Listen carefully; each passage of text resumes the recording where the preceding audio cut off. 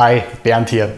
Welcome to episode 18 of my guitar Q&A show. Sorry for the long wait, I've been quite busy with the release of my online course 10 Steps to Modern Shredding and coaching the students that already signed up for it.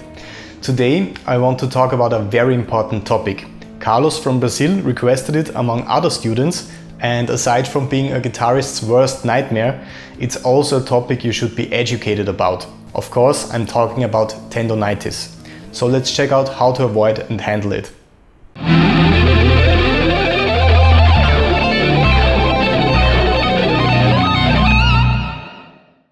Tendonitis, also known as tendinitis, is the inflammation of a tendon, that is tissue that attaches muscle to the bone. It happens when a person overuses or injures a tendon. The most common examples come from sports. It is normally linked to an acute injury with inflammation and can affect your elbows, wrists or fingers. It can occur at any age. You might have heard of the tennis elbow. This is also a common name for tendonitis that affects this part of your body. If any of this sounds familiar to you and you haven't been to a doctor yet, you definitely should get an appointment. Without treatment, it can result in a rupture, which may need surgery. So as you know now, tendonitis occurs when you overuse or injure a tendon. As a guitar player, this can happen for a lot of different reasons. One example is that you practice a couple of times per week for years and then suddenly decide to become a professional player and practice for hours every day. That sudden change can have a very negative effect on your body, especially when you only work on technique and push yourself too hard. It is very important for me to know and see how my students practice and work on their exercises. That's why every student in my course can always send me videos of their personal practice routine. One of my personal rules is that it should never get too exhausting or even painful when you play. That's an instant sign that something is wrong and that you should stop. When you work on repetitive patterns and push the tempo too fast, you might have not found the right technique yet and cramp up a little bit. This is never the right way to increase your skills. There is no shortcut like that and you might end up with tendonitis. When I play very fast or challenging stuff, my main goal is always to stay relaxed. I want it to sound nice and fluid. I never cared about super aggressive picking attack. I want my licks to sound as cool with my clean sound as they do with my heavy distortion sound.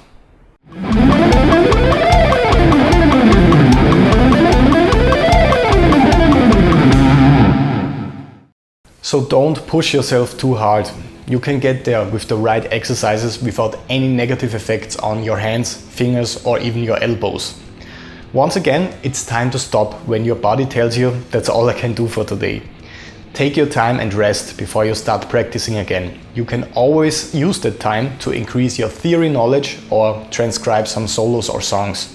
This is a much faster way of becoming a better player than overworking yourself and having to stop playing for a couple of weeks. If you are already affected by tendonitis, you should focus on using the affected hand as little as possible during your daily routine. A great example is using your mouse at work. That can also be very exhausting for your hand all day. It might be hard at first, but if you learn to work with your other hand, it will take much less time to heal. A special bandage, splint or brace will also help you to reduce the movement. Again, make sure to see a doctor or specialist about it. If all that won't help you, there might really be something wrong with your posture or technique.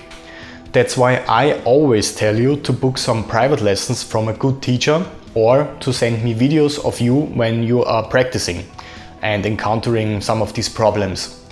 It might be very hard to get adjusted to a new playing style, but it will help you greatly to recover from any injuries. So to sum it up, don't push yourself to the limit every day when you work on your technique.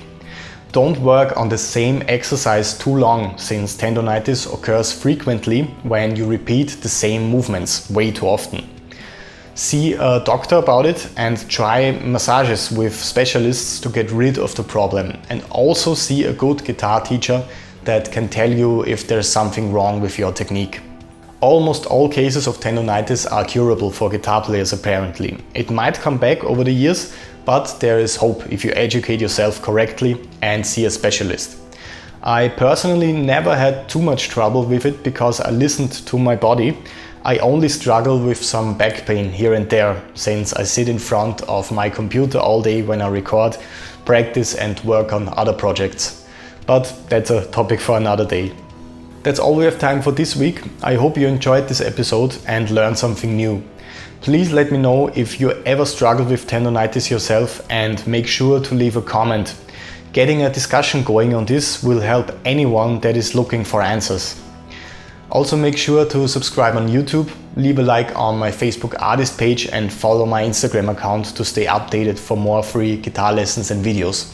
Thanks a lot for watching and see you soon.